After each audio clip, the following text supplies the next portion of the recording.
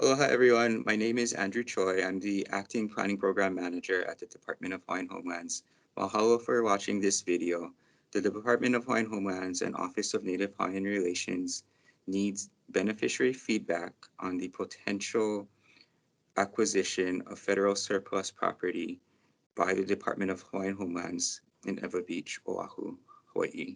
This video presentation is meant to provide information and background on the potential acquisition of this property. And at the end of this presentation, we hope that you'll take additional time to fill out a quick survey.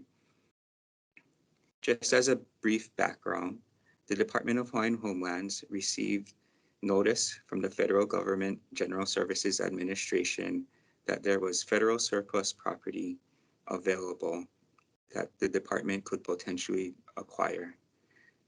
This property is the former Pacific Tsunami Warning Center. The property is located in ʻEwa Beach and is approximately 80 acres in size. I would like to pass it on to Lisa Oshiro of the Office of Native Hawaiian Relations in the Department of the Interior to give a little bit more background on the Hawaiian Homelands Recovery Act and how this potential acquisition came to be. Mahalo, Andrew. Aloha, I'm Lisa Oshiro Suganuma, serving as a policy analyst in the United States Department of the Interior's Office of Native Hawaiian Relations. For our part, the office will share background information highlighting provisions of the 1995 Federal Land Settlement in the Hawaiian Homelands Recovery Act, or HHLRA, and the implementation and current status of that land settlement.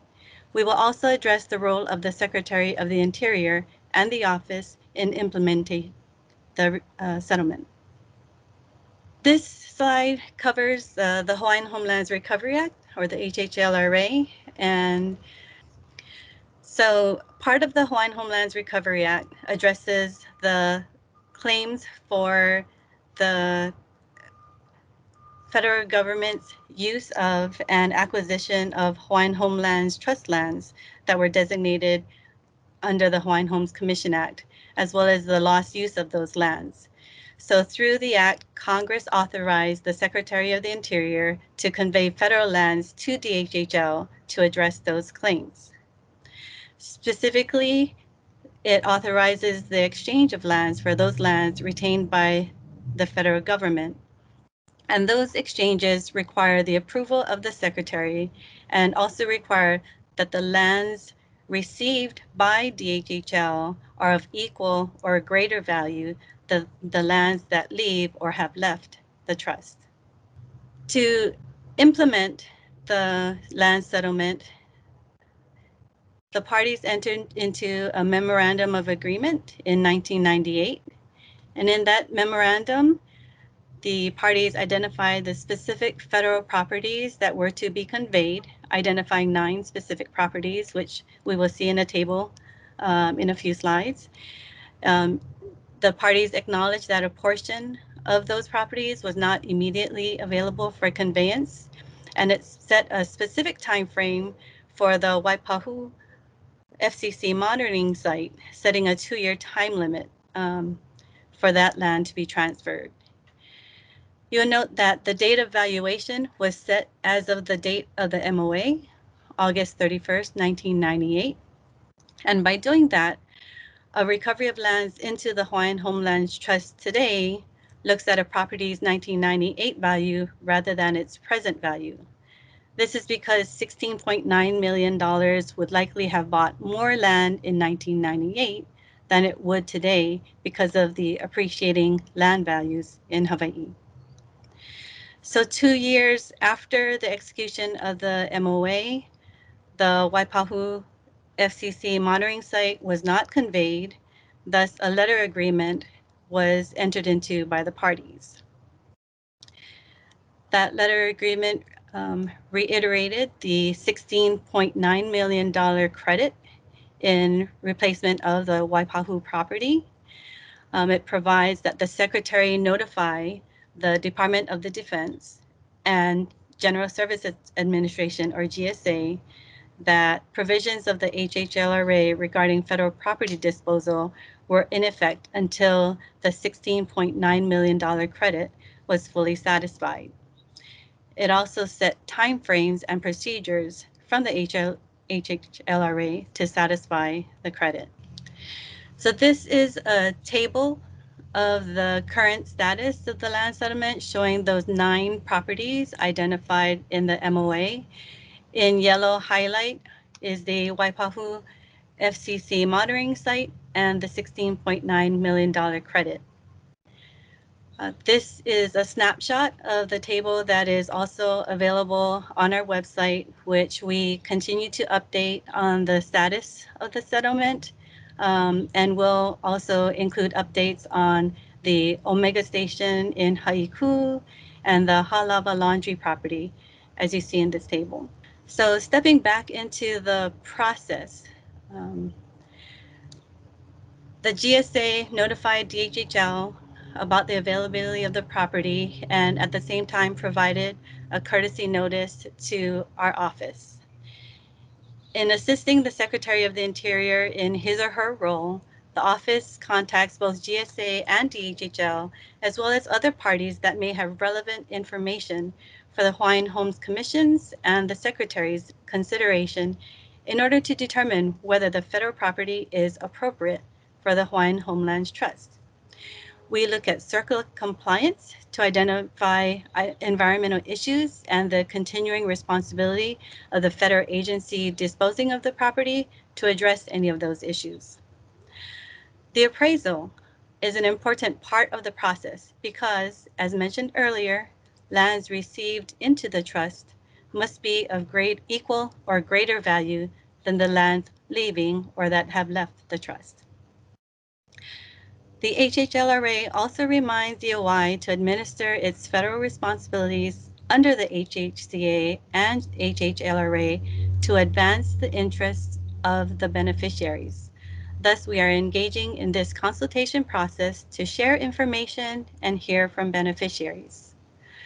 All of the information will then inform the Secretary's determination of whether to agree to the conveyance and approve of the federal property being included in the Hawaiian Homelands Trust. We hope this quick overview is helpful. For more detailed information, please visit our website at doi.gov/Hawaiian, where you will also find our contact information. Mahalo.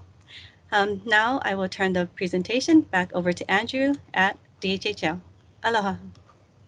Thank you, Lisa, for presenting. So the department has, as you folks know, has a very large wait list, about 28,000 beneficiaries on the wait list. About 10,000 of those beneficiaries are for the island of Oʻahu. However, the department only has 3% of its land inventory on the island of Oʻahu. So we have the largest number of beneficiaries on the wait list on Oʻahu with the least amount of land.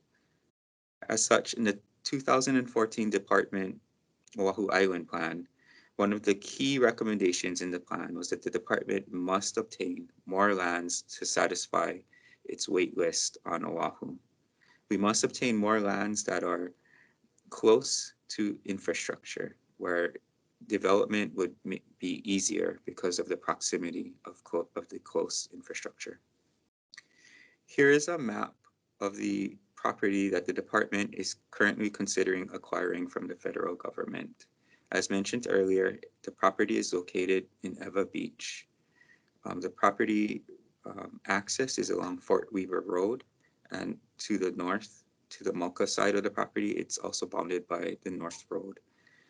The property borders the ʻEwa Beach Golf Course, and it is also in close proximity to Campbell High School.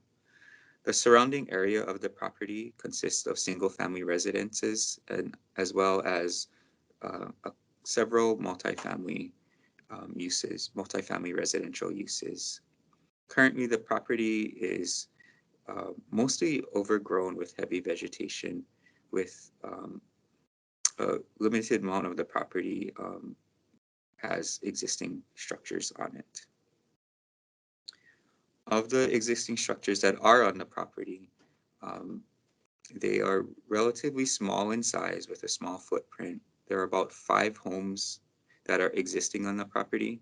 There's one office structure building and one storage structure. The condition of these properties are fairly good. There may be hazardous abatement remediation work that needs to be done to make these properties usable. Um, Also, these properties are not old enough to be considered historic properties. Along the border of the property is a road that allows for a fire break and also allows for security patrols. And again, most of the property is currently heavily vegetated. As you can see from this picture, it's an example of the heavy kiave overgrowth that exists on most of the property currently. In addition to the work that the Department of Interior must do to make sure that the property is suitable for future use by the department, the Department of Hawaiian Homelands also conducted additional due diligence actions. These due diligence actions revolved around 4 major issues: property title and boundary issues, environmental hazard considerations, development potential and constraints. Can we develop the property easily? How many homes could we potentially put on it? And then interim costs to maintain and manage the property while we go through planning and design work to develop the property. So here are is a summary of the due diligence results. Currently, there are no major property title or boundary issues associated with the property. With regards to environmental considerations, the department conducted or a phase 1 environmental site assessment was conducted.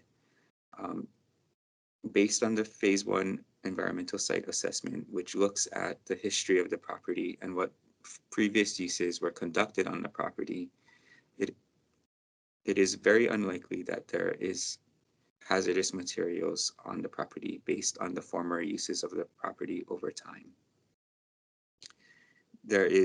We also conducted a magnetometer survey to see if there were any heavy, large metallic objects that might be unexploded ordinances.